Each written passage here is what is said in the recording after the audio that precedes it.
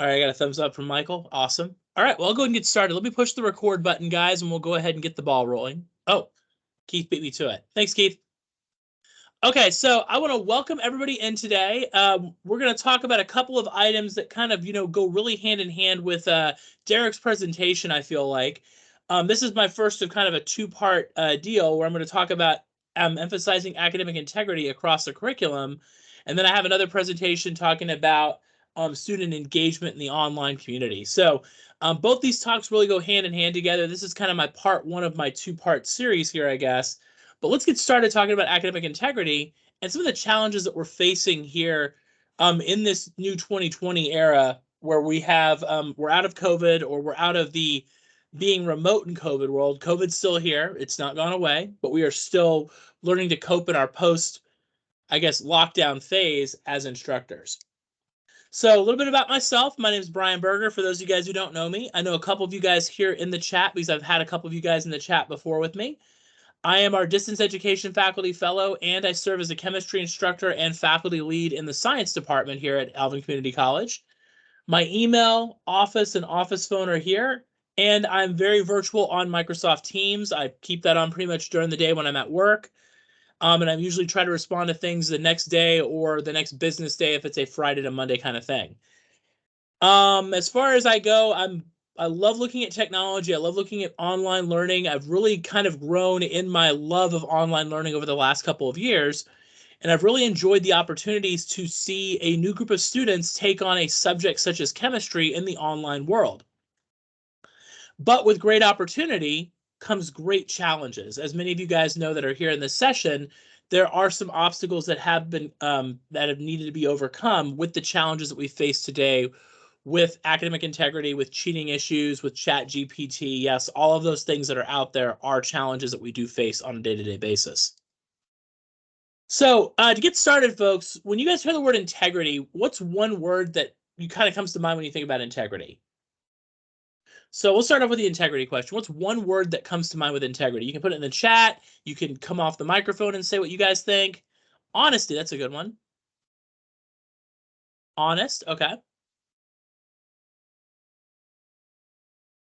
Oh, sorry, guys. Honesty, honest, okay. I like to think about responsibility. Trustworthy, that's a big one, Aaron. Yeah, because I mean, we're putting a lot of trust with a new modality and with the challenges that come with that new modality of instruction. So there's a lot of things that are out there when it comes to that way. Now, talking about academic misconduct, what are some things that you guys look for? What does academic misconduct look like today for us? Ethical, that's a good one, Michael. I like that one. Plagiarism, big one. That's a huge issue that's happening today. We have a lot of folks that are either lifting sources, they're using AI, they're they're taking from other students, they're collaborating with each other and changing a semicolon into a colon. I kid you not. Yes, I have had that happen. Those are all different things that we're seeing when it comes to these issues of academic misconduct today with plagiarism, cheating, lying, dishonesty. I mean, there's all these different things that are happening here with that area. So we see a lot of things in our academic misconduct. I mean, there's a lot of things happening with in-person cheating. I mean, we had in-person cheating issues long before we were faculty members. Even when we were students, I'm sure many of us have seen people that were, engaging in cheating, that were engaging in dishonesty issues, that were abrogating their responsibilities as students and deciding that it was more important to, take a look at these different things. We're going to explore some of those issues with cheating today and why students are doing it.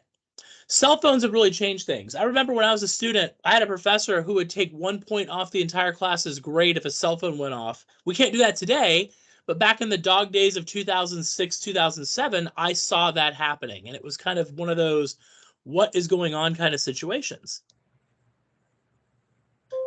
So yeah, those are some big things. I'm gonna go and put the thing back in there. I do too. I hate when students are not focusing on cell phones.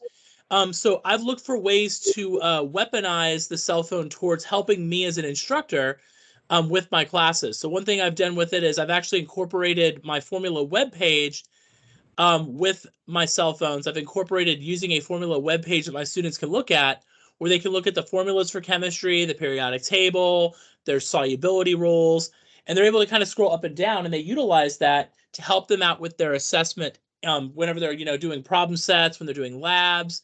For my online classes, I use that as a tool to help me out with for the online classes, so they're not having issues of equity when it comes to being able to access formulas and constants and conversions.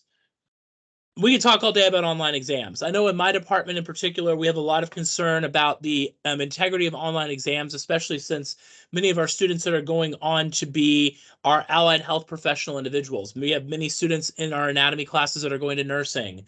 We have many students that end up going into some of the sonography programs. And so we want to make sure we're guarding that integrity. But cheating is also not an issue just on our side. Students have a lot of fears. Even if you look at some of the modern TV shows, my wife is watching this one HBO TV series about 4 girls in college, and one young lady felt the need to cheat on an exam. And so this individual brought up, they grabbed, somebody's give them an old test and stuff, and the student got caught, and then the student ended up having to go through an academic appeals committee and all that other kind of interesting things. I mean, that's still stuff that's relevant today. And of course, I mean, when you talk about cheating, the cheating culture is out there. I know a bad example here. Everybody thinks about cheating. You think about the 2017 Astros with their trash can situation. And again, talking about the culture of cheating. Well, cheating helped you win the World Series, or cheating helped you get into the program you were looking to get into, or you had so much more time to go have fun and have a social life because you cheated. The culture is out there. You see it in TV, you see it in social media. It's unfortunate. And then ChatGPT just does not help out there. And yeah, I know, Aaron, I hate picking on that, but the Astros redeemed themselves in 2022, so that's kind of the good side of it. So there was a redemption story there, and that's the best part of 2022 was the fact that we saw that redemption happen. So yeah, it's disappointing it happened, but people learned and grew from it. And that's the thing we're hoping with our students is we want our students to learn and grow from the opportunity. So when you look at cheating instances, I like to kind of take an opportunity to say, hey guys, look, what you guys was not the coolest thing in the world, but how can we grow and learn from it? What did we learn from making that mistake? That kind of thing. There are new tools out there. I mean, there's so much technology out there. I know many of you guys have probably heard of McGraw-Hill and Chegg. McGraw-Hill and Chegg are now in a partnership, and Chegg is a company that is famous for posting answers to questions online, and McGraw-Hill is now feeding them those answers. I know it's kind of an unfortunate thing. In the chemistry world, we're kind of going, I don't have any hair left to pull, but you guys know what I mean there. There's a lot of academic and socioeconomic pressures our students are facing. Students are feeling like they have to get that A. I was listening to one of my students in my face-to-face class say that she was going to be more upset if she got anything less than a 90 on her first exam. And I was like, well, I don't know what you got off the top of my head, but I mean, a B is still a solid grade. It's not, I mean, B means good, A means superior, C means average. And I don't think the students have this mindset that is A or bust. I've seen students that have dropped my classes once with an 86 or an 87 average at the drop deadline. They were on the cusp of getting to that A, but they decided, I can't do it. I'm out of here. It's got to be an A. And I'm like, wow. And then you see things like cheating. I mean, it's scary. It's scary what's out there with society. There is so much cheating that's out there, and it's normalized. It's kind of like, how we hear about COVID today. It's like we don't hear a lot about COVID in the news, but it's become more of a normalized thing. And COVID itself did not start the cheating process. I had students that would take their cell phones and put them deep in their laps, or I have students that would find ways of putting things on their arms, or students would put things underneath their hats, or students would have their long hair down with headphones on that would be reading them the answers kind of thing. It's crazy. It's wild what's out there. And as technology continues to evolve, we're going to see some of these issues happening too. So why does academic integrity matter? Well, I'm sure all of you guys probably have your own reasons to say that too. And if we define academic integrity, it's a fundamental value of honesty, trust, fairness, respect, responsibility, and I would even argue it's a fundamental responsibility of courage. Because sticking to academic integrity when everyone else is not following suit can be a bit scary. It's kind of that go with the flow mentality. Everybody else is doing it. Why are we not doing it kind of thing? In the face of adversity today, it is important that we safeguard and protect the integrity of our courses. I talk nonstop about this. How do I protect the integrity of my materials? How do I protect the integrity of my assessments? How do I protect the integrity of my chemistry course when it is now online?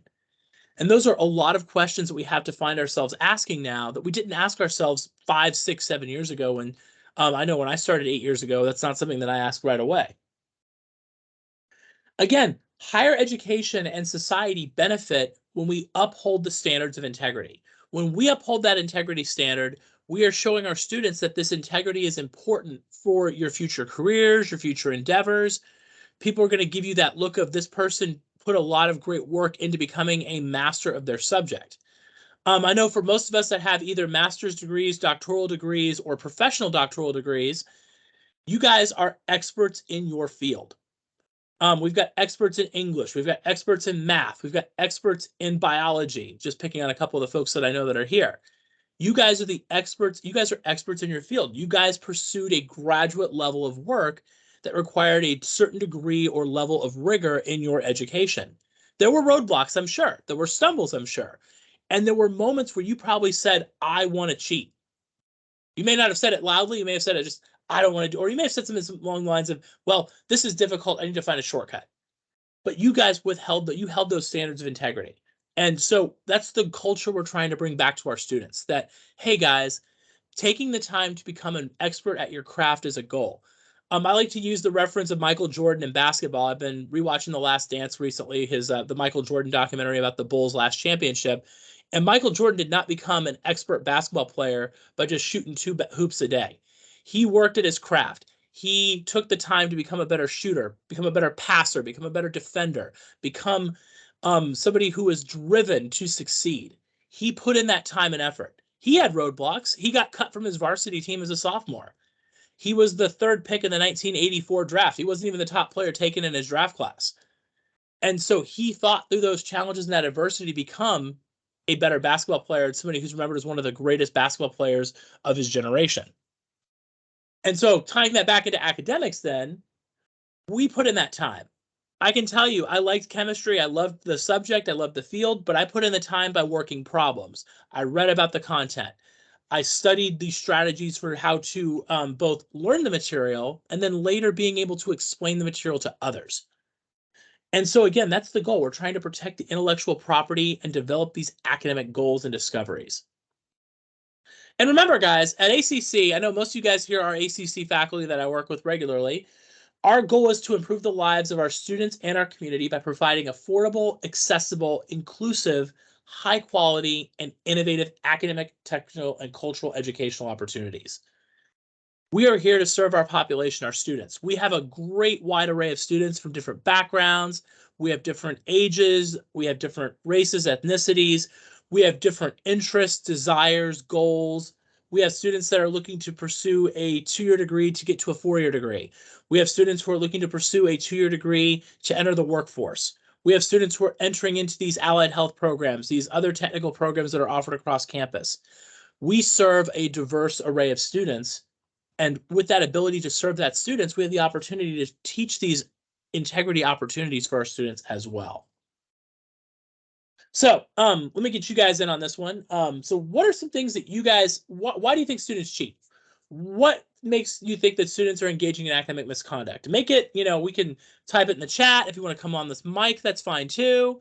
What do you guys think? Why are our students cheating? Yes, the pressure to get a good grade. That's a big one. Thank you, Aaron. Yes. What else? What else? What are some other factors that are causing students to cheat today?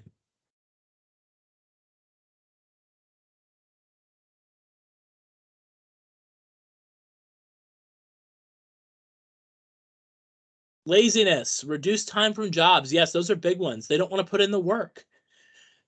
I mean, you want to find the fastest time there. Competition.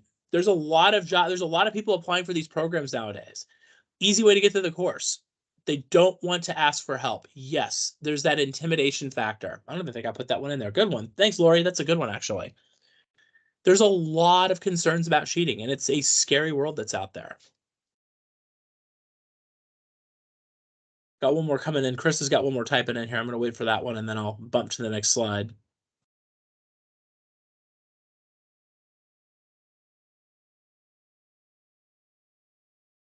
Not understanding the importance. Do not see. Yeah, definitely. The students who do see the importance are definitely not the ones cheating, right? Yeah. but the students don't see the importance. They're not making those connections. And so some of the ones I pointed out, stress. There's a lot of students who go into a 16-week class, and now with the college looking at going into 8-week classes, there's that stress. Is there too much material? I don't have the time to master the content. I have other things in my life. I have children. I have parents I'm taking care of. I have siblings I'm taking care of. I work 40 hours a week. I have to be done by this time. I have a social life I have to take care of. I have other expectations and other personal responsibilities. And yes, the avenues are wide and cheap, widely out there. Yes. Pressure. There is a certain pressure to get into a certain program. When I was in undergrad, 2006, 2007, 2008, pharmacy was the rage. Everybody wanted to be a pharmacist. It was considered one of the easiest programs for allied health for a 4-year university student to get into because you only needed to do 2 years of prerequisite courses and then you could apply to the program. You didn't have to earn a bachelor's degree. You could do 2 years and then you would be in a 4-year program. And by the time you were 24 or 25, you would have a professional doctoral degree in pharmacy. That was the thing. Everybody wanted to get in. So there was a lot of pressure. A lot of people I knew had 3.7s, 3.8s, 3.9 GPAs, and there was so much pressure to get into these programs by getting an A in organic, getting an A in general chemistry, getting an A in microbiology. And it's that pressure that I have to get this grade. And that's what we're seeing today with our students in a lot of our allied health programs, a lot of our different technical programs. Students want to get those grades, or they're looking to get a certain grade to make it into these specific programs. The real world issues. Cheating is not a big deal out there. You're just going to get slapped on the wrist. It's not going to follow you along. Only the people who aren't paying attention are going to be the ones that get caught. So you know what? I'm just going to do it. There's so many free sources of things that are out there. And if I yell at the professor and scream, the professor's not going to be able to prove it. They've got to have an overwhelming abundance of proof. I've heard a story before about somebody that I know had a friend that cheated on an exam in a psychology course, and the professor challenged that student. And so there was a back and forth going on with that student and that professor. And ultimately, because that student did not back down, that student was able to get the case dismissed by the student appeals panel because there was not enough evidence that was showing there. However, years later, that student confessed to her friend that she actually did cheat on the test. So I'm kind of like, whoa, why'd you do that? They're like, well, if I make enough of a fuss, then the professor's not going to do anything about it. And that's really unfortunate. And so that's just an unfortunate thing you see or hear about when students go, oh, I'm going to push this issue and the professor's going to back down because I'm going to fight it and I'm going to fight it and I'm going to fight it. What kind of power do they have? There's the family or relationship issue. My parents only accept an A. I remember I had friends in high school who said that their parents would get very disappointed if they brought home anything less than a 90 on a test. I have to get into this program. I have to get into this school. I'm going to get cut off by my family. They're not going to pay for my fancy car, my fancy apartment. That's a big issue that we see. There's the imposter syndrome. We all know that we've had students before who are actively involved in our class. They sit in the front row, they raise their hands, and they know the answer to every single question we ask. They're even communicating with us outside of class. But when they take the exam, they end up with one of the 5 or 6 lowest exam scores in the course.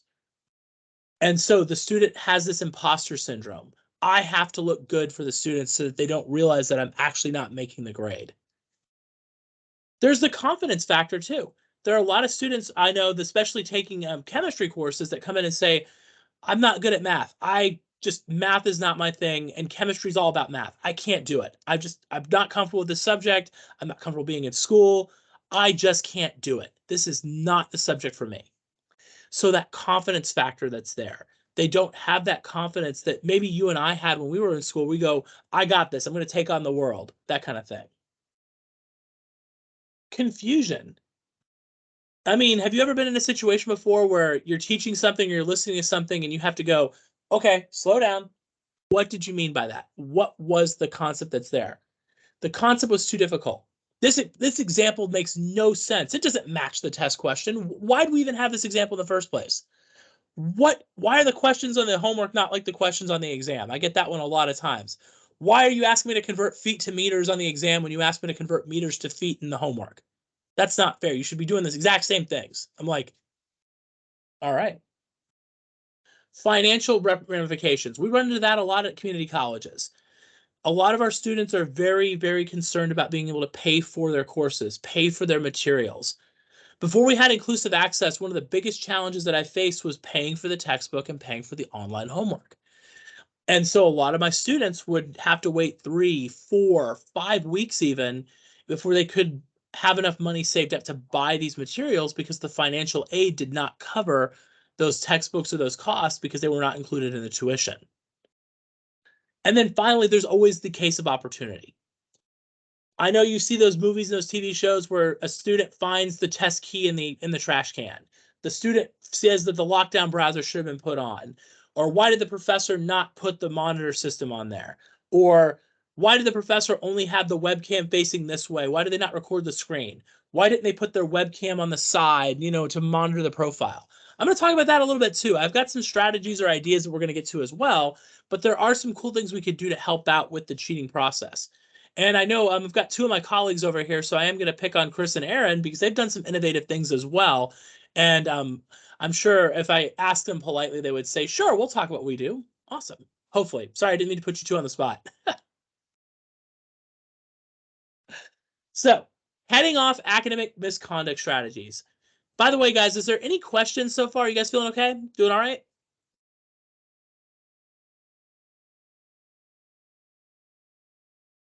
All right, thumbs up. I like thumbs up. That's a good feeling. Awesome. So, how can we rise off to the occasion?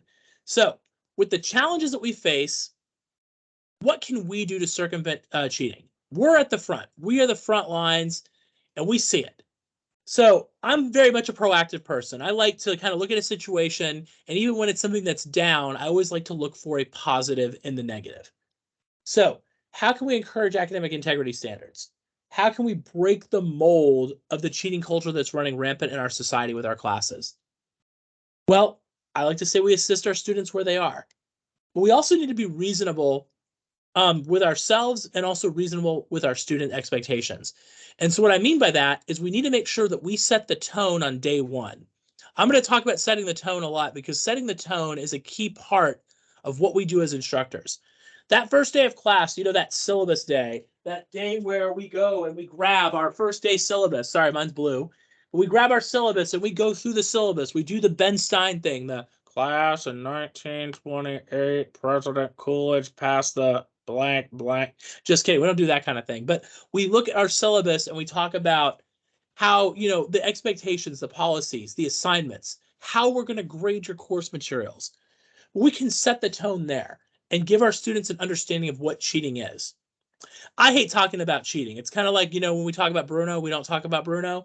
I don't like talking about cheating because it makes me feel it makes me feel upset and sad when I think about the culture of cheating today.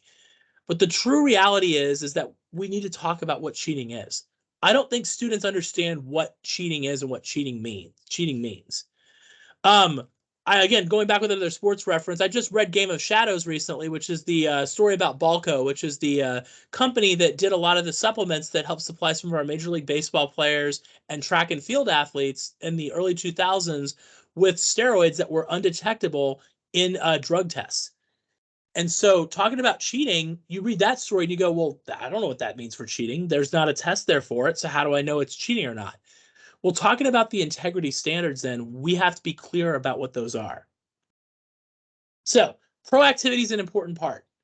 I set the bar on the first day. I like to set the bar with what my expectations are in the class regarding assignment policies, how assignments are turned in, how long assignments are going to be given a window to be completed, my late work policy, my opportunities for bonus points or extra credit policies. I like to be very thorough about what is allowed and what is not. I also like to mention the kind of what constitutes cheating. What would be considered cheating? What would not be considered cheating? I have students that say, but Professor Berger, there's going to be parts of my assignment that are going to be the same as my lab partners. Like, for instance, we have the same data. And that's where I go, well, yes, you and your partner did the experiment together. I would expect you guys to have the same massive sand, massive salt, and percent recovery. Sorry, that's the lab we just did in our chem class was a separation of a sand salt mixture. So the data should be the same, but how you describe the process of it should be in your own words. It should not be the same words as your partners. So talking about what those bars are, what are those expectations? Variety, mixing up the assignments is another good one too. Don't just do 3 tests in a final. I know most of you guys don't do that kind of mentality, but mix it up. Use some low stakes assignments, use some medium stakes assignments, and then mix in, of course, your high stakes exams, lab practicals, final papers, those kind of things as well. Don't start off with a high stakes assignment to begin with. Build from the low stakes to the high stakes. Give your students a chance to practice before they fight that final, enemy. In a video game, a lot of times you fight small little bad guys before you get to the big bad guy. I'm a huge Sonic the Hedgehog fan, so in Green Hill Zone, you run into those motor bugs and those little bumblebees that are flying around, but you don't fight Robotnik's swinging ball until the end of the 3rd level. So you have to build yourself up to get to that point. And again, that's what I like to do. I'm all about building on a foundation. Start with the low stakes, build to the high stakes. Build your students' confidence. Use orientation activities. Connect your students together. Don't just connect yourself to the students, but also look for ways to connect your students to each other. I openly encourage my students to get a group chat together. And I also encourage my students to leave me out of the group chat because I don't want it to be something that I create for them, because then they feel like they have to do it. Instead, I always say, is there anybody who's interested in creating a group chat? If so, I will be the first person to forward that information to everybody. And so I have a group me in my Chem 1405 hybrid class. I have a WhatsApp that's in my Chem 1411 internet class. My face-to-face class, nobody got together with it, but I see the learning communities happening organically in that 1405 face-to-face class from my students. Yes, WhatsApp is phenomenal. GroupMe is phenomenal. With the WhatsApp class for my Gen Chem class, they were using another chat feature called Matrix and Element. I'd never heard of it before, but the student who was using it was very gung-ho about it. Unfortunately, there was a very high learning curve for our students, so we switched to WhatsApp for that class, and it's worked a lot better. And again, the students that are part of those group chats, the student that usually sets up the chat usually is the one that's the most comfortable coming to me if there's a group concern, and I'll try to address that group concern either through an announcement, through a quick update in class, through maybe, looking at deadlines, expectations, and, seeing what I can do to help my students out in that way. And finally, guys, I know I don't have to say this twice, but guard your assessment integrity by utilizing proctoring systems. I know there are some departments out there that don't have to worry about honor lock. English folks, I know you guys don't use honor lock.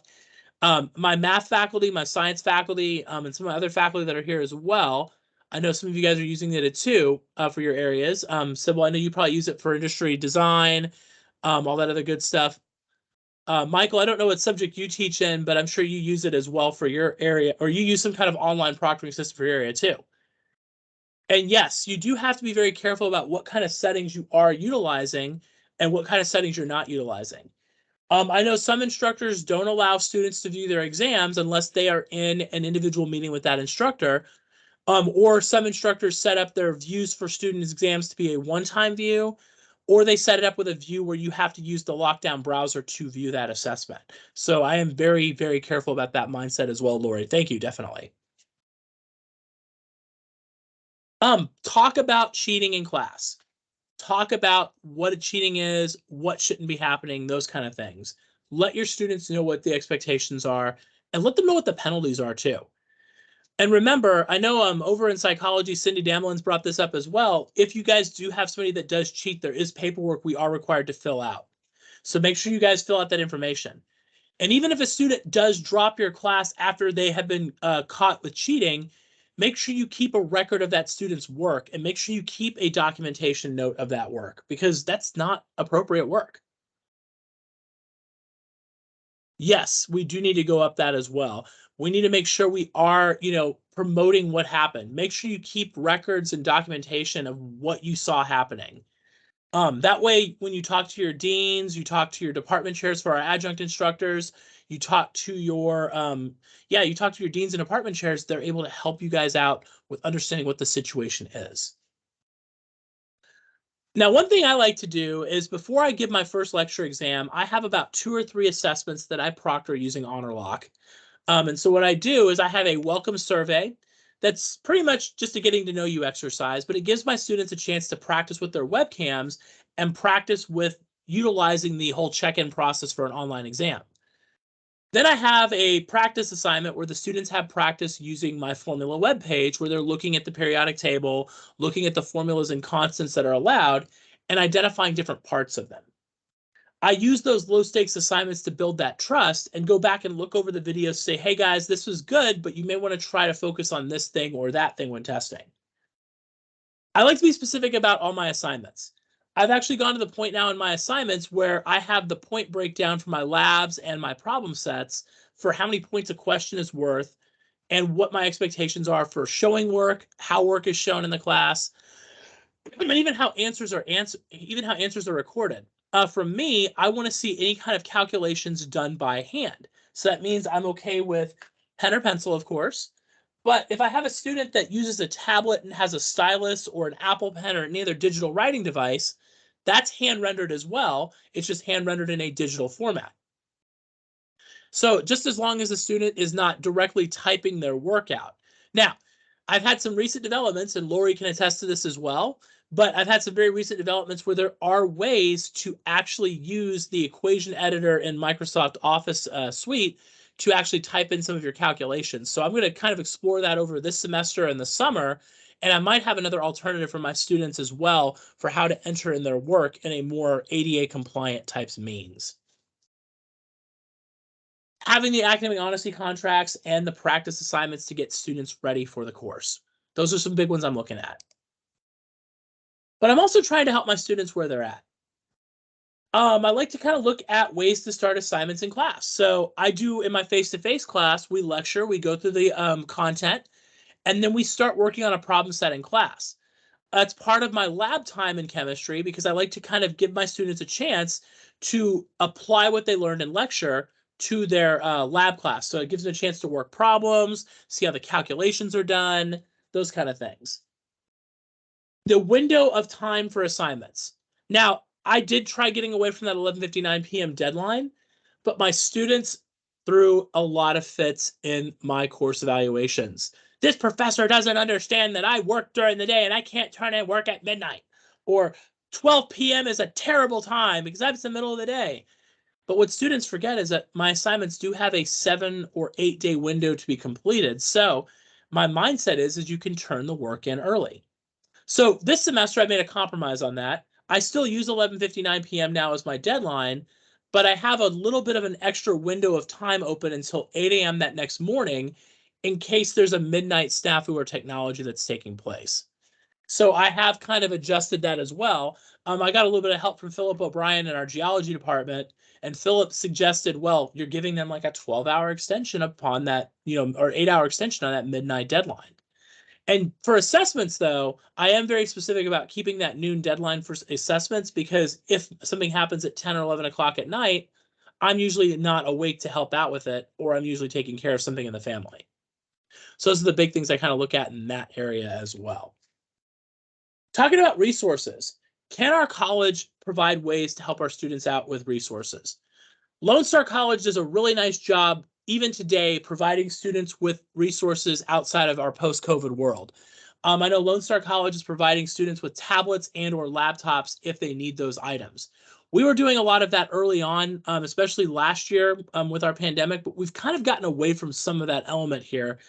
And I hope that we can find a way to help our students out resource-wise. Now, I don't know for sure if that's the true case or not, but I have heard when I've tried to ask for resources that it's been a little bit more difficult to get those resources. But as a college or a department, there may be a way where we can help provide resources for our students. Folks, if you haven't switched to inclusive access, I feel that inclusive access really has helped our students out immensely with the cost of their materials. Having the ability to say, the cost of your materials was included in your tuition has been influential for my courses in particular, because I can get my students started on day one with accessing their online homework and their e-textbook.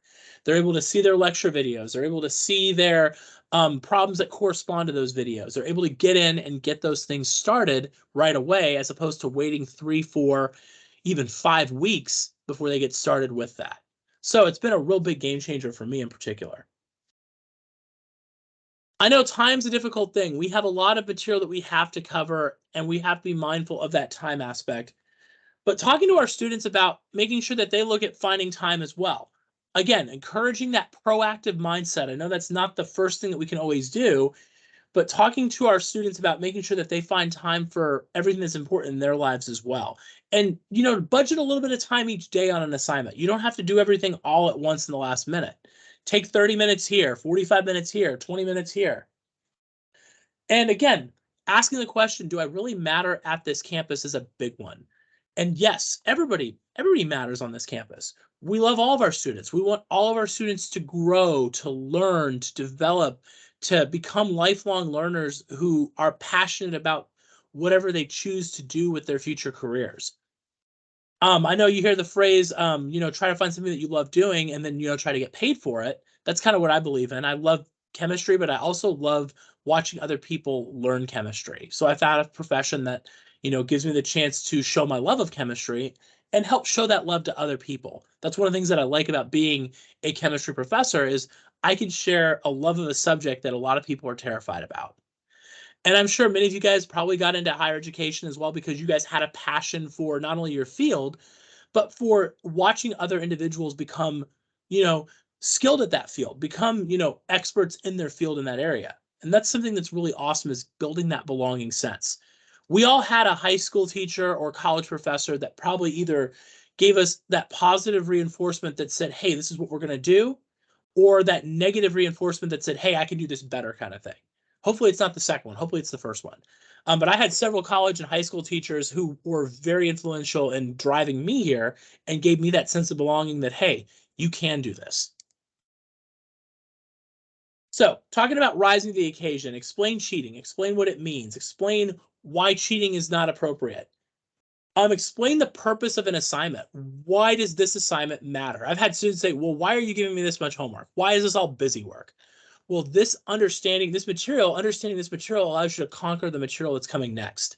In chemistry, we just finished our foundational unit. We learned about doing unit conversions, we learned about measurements, and we learned about atoms in the periodic table. All three of those items are going to be relevant the rest of my semester I teach my course. When I get into naming compounds and writing formulas next week, understanding the periodic table and knowing what sodium is and what chlorine is will help students understand sodium chloride. Or they'll be able to explain models like, the one that I'm holding here. I know some of you guys are going to go in, Brian, whoa, you threw some chemistry at us. But yeah, understanding models, understanding these different things, it builds you to these later concepts. So that foundational aspect's a good thing there too. Model your good work and your not good work. What constitutes an appropriate level of professionalism for an assignment? Do you accept work that needs to be done by hand? Do you accept work handed in on paper? Do you want your work uploaded to Blackboard? And if you want it uploaded to Blackboard, are you okay taking JPEGs or JPG files, or do you want your work formatted as a PDF or a Word document? Again, lecture materials, you can show your modeled how your work is done in a lecture or in a video that you guys do, or you can show it as an example assignment. I've done both cases where I've shown an example assignment and I've also modeled how to solve problems in a lecture. So I've done both areas. A lot of students like to think that effort equals achievement, that I worked really hard in this class, where's my A? But unfortunately, the time you put in doesn't always work for the grade you're going to earn. There's a lot of cases where a student will work hours and hours and hours and hours and barely get by with a B, and then I'll have a student that puts 15 minutes in and makes a near 100 on an exam. It happens. Again, effort's not always achievement. We can do our best to help coach students to get an understanding of the material, but again, you have to make sure that the effort you're putting in is productive effort. And guys, what are some things you guys do? So I've talked a lot here, but what are some of your best practices? What are some things you guys do to help out with, breaking this run of integrity issues? What are some things you guys do?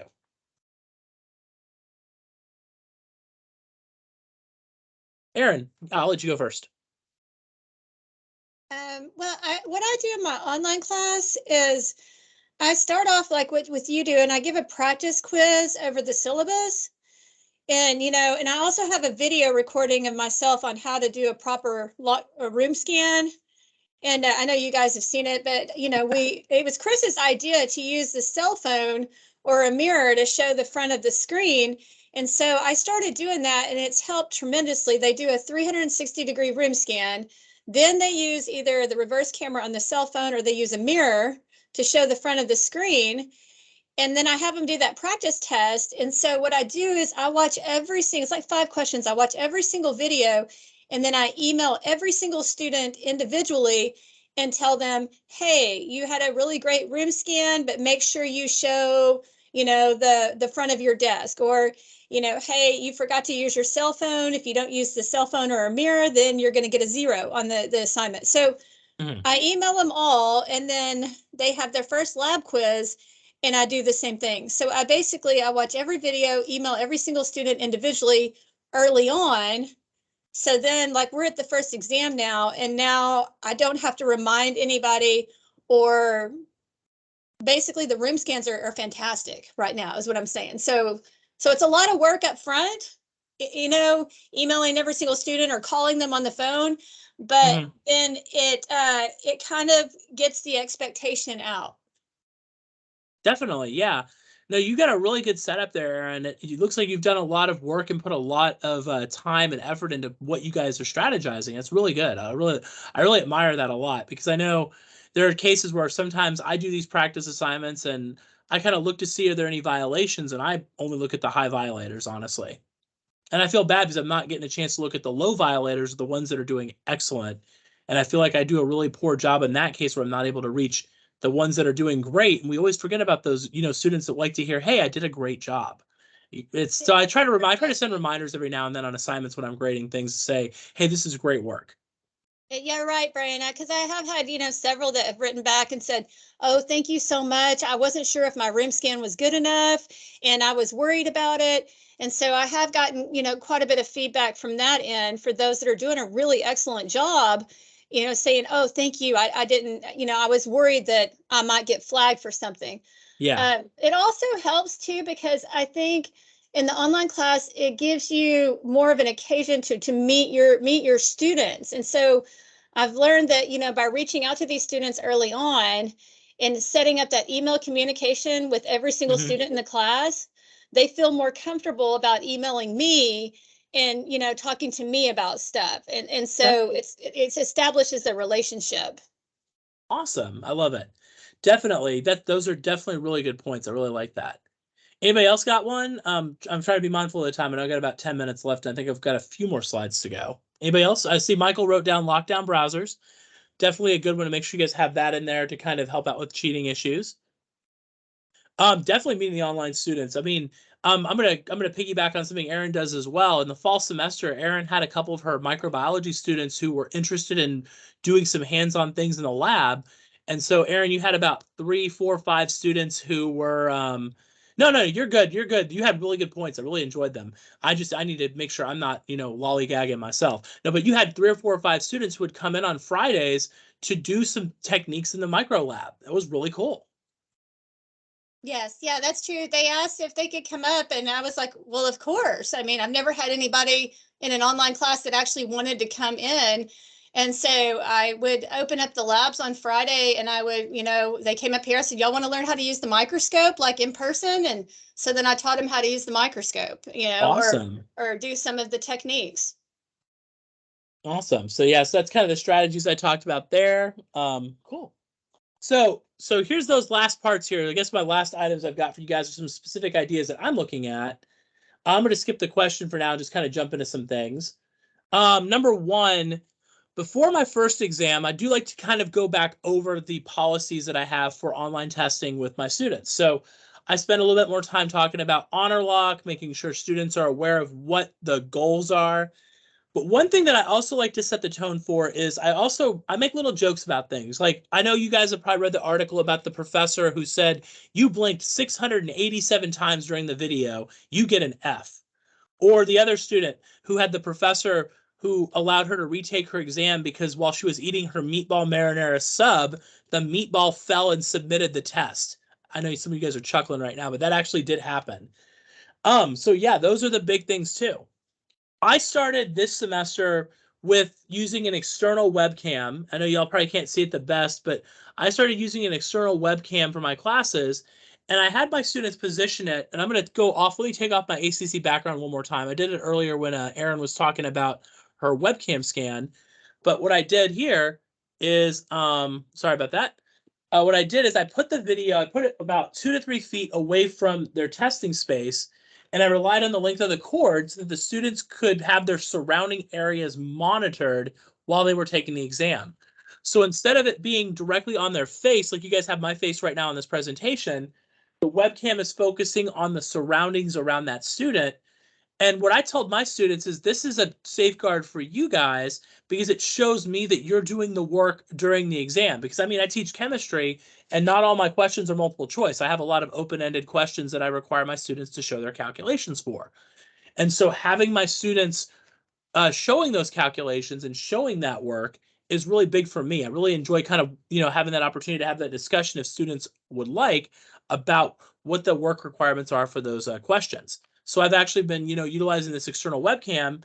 I've been directing my students to find some that are, online through Amazon, Walmart, Target, about $15 to $20, and just it's part of the cost of being in an online or a hybrid course. One thing I've also done is work with a team. So I've not just worked with my department, but I've also branched out to other departments as well. I branched out to English to talk to some of the English faculty about ideas for addressing assessments, the math department. I have had plenty of discussions, of course, with my science department colleagues. I know Aaron and Chris, you too. Esther, of course, being a chemistry instructor with me. Philip O'Brien when he was still here doing geology. And we had a lot of great discussions about online assessments, what we can do to help out with building these assessments.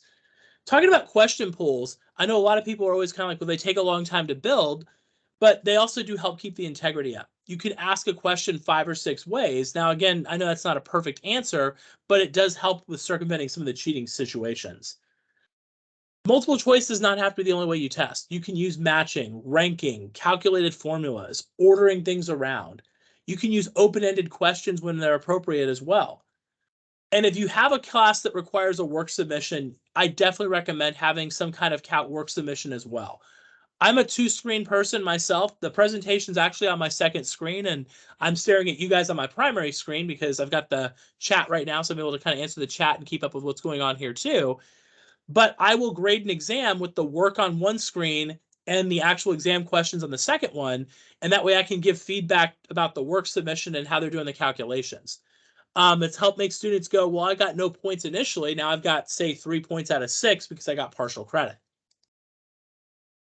Online proctoring, be sure you encourage and let your students know what's allowed and what's not allowed. Specify the expectations before the first exam. Let them know that you let scratch paper be a thing. Let them know it's okay if they have to go to the bathroom. It's always scary because I know some students are kind of like, well, I have to hold it. I'm like, guys, if you got to go to the bathroom, you got to go. It's okay.